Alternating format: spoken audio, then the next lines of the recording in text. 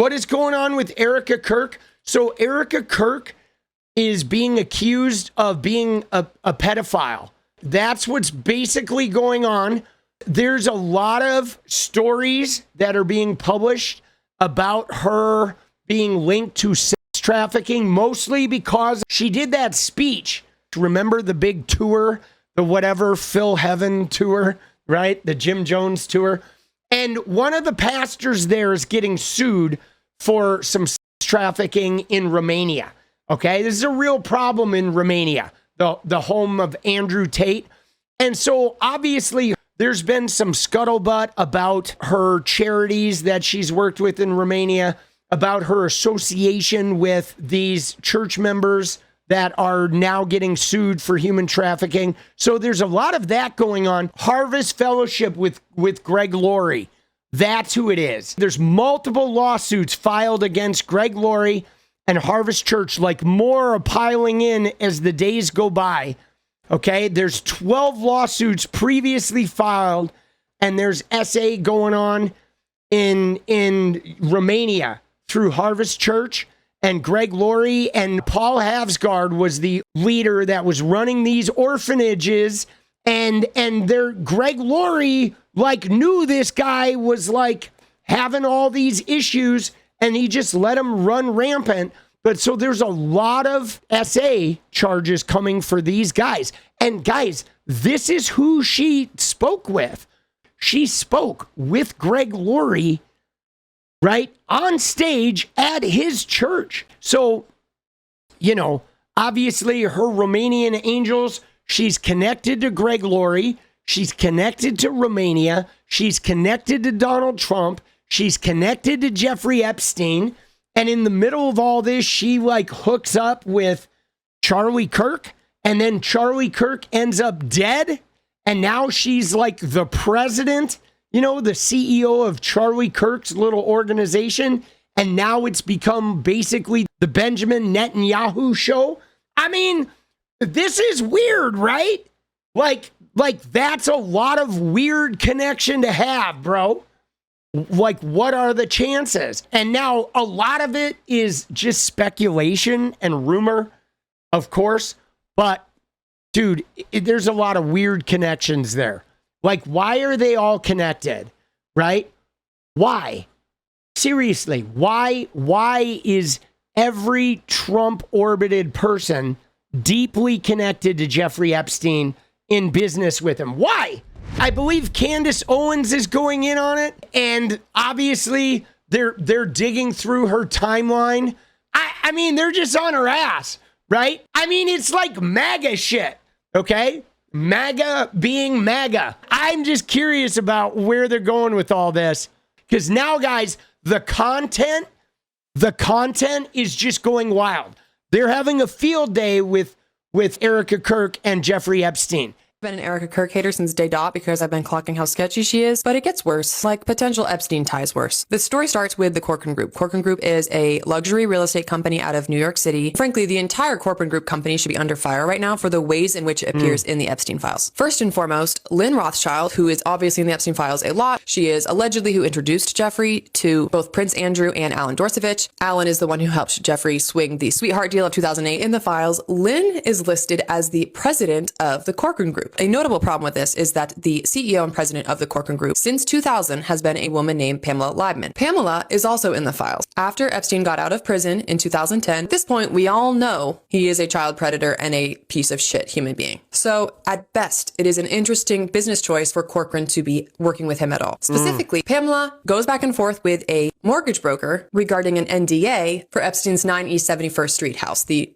notorious, infamous house in New York City, sent between Pamela and the broker, then from Pamela to a redacted name, and from the redacted name to Jeffrey. That is not a small detail. Fast forward to 2018, October, Erika Kirk begins working for Corcoran Group. She is indicated online as working at the Corcoran office 2 miles away from headquarters where Pamela works. Simultaneous to I guess, getting her real estate license because she was not a real estate agent prior to beginning working for Corcoran, Erika was also getting her master's at Liberty University, but also in 2018. In the early summer is when Summer House was filmed, the dating show, even though Erika says she'd never dated between 2013 and 2018, which we know is categorically untrue. The only year I cannot find her with a boyfriend via her own online footprint is 2013. She goes on Summer House, applies for the job at Turning Point in August of 2018, has her interview, first date with Charlie in September, and begins working October with the Corcoran Group. That's a crazy fucking summer and fall. Even though Erika still shows up as an active employee of Corcoran Group, there is zero indication that I could find that this woman ever sold a single house. When you combine... Dude, yeah, that's another thing.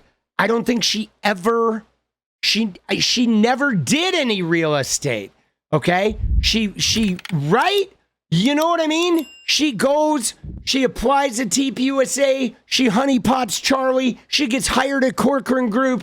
All of this shit is tied together. Now, you got to realize 𝗙PUSA at this time is spreading money around of like these evangelical billionaires like crazy, dude.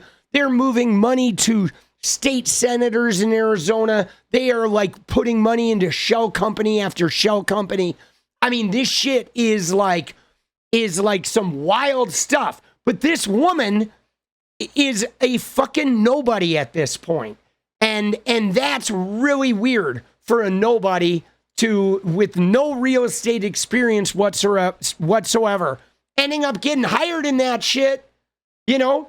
I mean, her parents are defense contractors, but like still.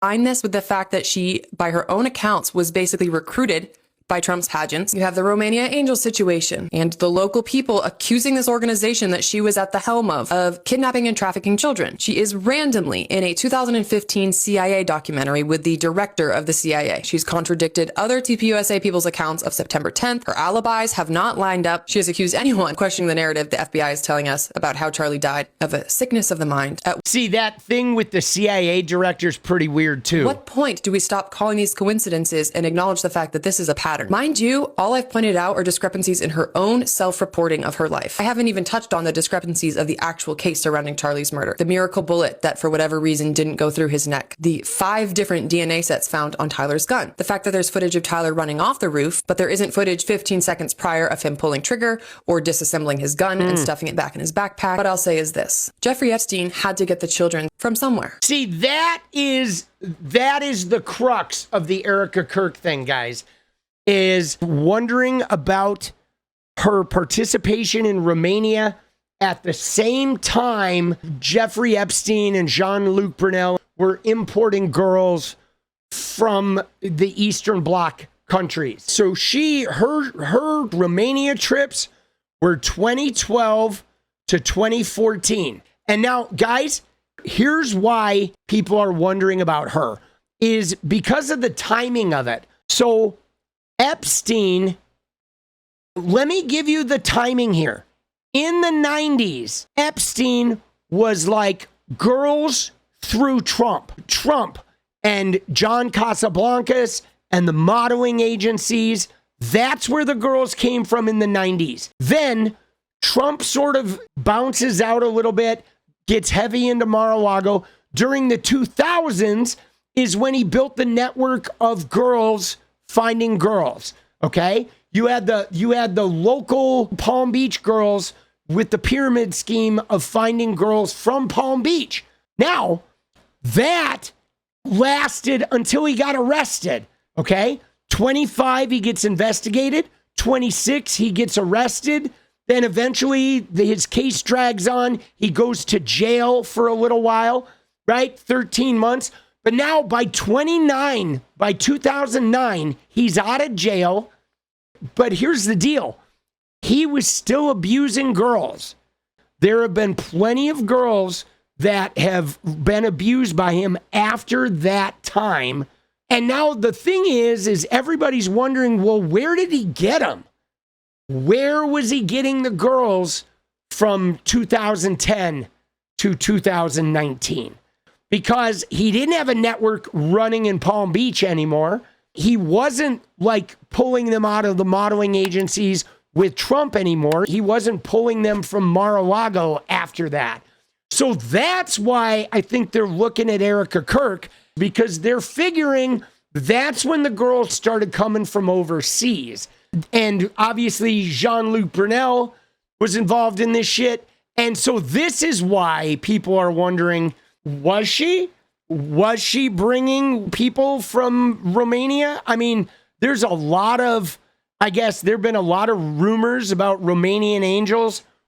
As of now, it's just rumors. And this may all well be bullshit, okay? It could very well be bullshit. Let's be real. A lot of internet rumors abound. But I think some of this content is really interesting because 2012 is when she got she was like a Trump girl at that time, okay? Trump girl, and by then Trump had dissolved his modeling agency. Trump girl goes over to Romania and you know, I don't know, maybe Trump girl in Romania is helping provide cover for an operation to get girls to the US because the modeling agencies had cooled. Everybody was sort of like being looked at and shit after this. But yeah, people online though are speculating, okay? People online are deeply speculating because she you know, was really not a well-known successful person. Now, this is one of those things. Jeffrey Epstein, the thing about him that was weird is the guy had a ton of money, the guy had a ton of power, but he didn't have any successful businesses, okay? You look at Les Wexner, and Wexner had a bunch of businesses, okay? Jeffrey Epstein had no business, but he had a bunch of money. Now, Erika Kirk was the same way. She had a bunch of money, but she didn't have a career. She was the CEO of a bunch of brands that nobody heard of, that nobody ever bought that shit, some biblical streetwear. Okay, she did this shit in Romania that is loosely connected to some other church people that are getting civil suits against them for trafficking. So she was in the center of this power structure, but she didn't have any business she was doing. She wasn't a model. She didn't have a modeling agency. So it's why is Erika Kirk in the middle of the social scene? So it's a little weird. Here's what I find weird. This right here, okay, which is the Corcoran group. So Erika Kirk had no real estate experience. She was not a real estate agent. She was a mid-level pageant girl, Miss Arizona, but never leveled up beyond that. Okay, she did a bunch of charity work in Romania with some things that are questionable and suspect. She was not somebody that had a well-known business doing real estate. And yet, she got a job at the Corcoran Group, the biggest real estate agency in New York City. This shit is insane, dude. It is a luxury residential real estate brokerage, super high end, super crazy high end, multi-million dollar, massive real estate deals. Okay. Now it handled all of Epstein's properties. It handled all of Les Wexner's properties. It handles the properties of basically all of the people in the Epstein files. What's crazy about this, guys, is the timing. If she got that now, after she was thrust into the spotlight, and she is now a right-wing sort of MAGA Trumpian person, TPUSA, whatever, if she got that now, it would make a little sense, her bringing in, because she's somebody who could represent property to all of these wealthy evangelical Christians, right? But guys, this was 2018. This was 2018. Nobody knew who the fuck this woman was in 2018. Nobody. She was a nobody. She was a 6 years after Miss Arizona, not a model, not Miss America, not a high-level business person. She had gone and gotten some college at a Christian university. She was a nobody. And you ready? You ready? She met Charlie the same year. She met Charlie the same year she went to Corcoran Group. So she gets a job at the most prestigious real estate firm in the city of New York, a city that she doesn't even really live in. And then that same year, she meets Charlie Kirk too, the Charlie Kirk setup. So, I mean, that's weird, right? And it was 1 year before Epstein gets bounced. What is up, guys? Thank you so much for watching. You like the video, you want to support independent resistance media, you know what to do. Drop that sub, hit the like button, and please share it. And we do love our members, so if you want to become a member, it's another really great way to support. Thanks again for everything, guys. I'll see you next time. Let's go.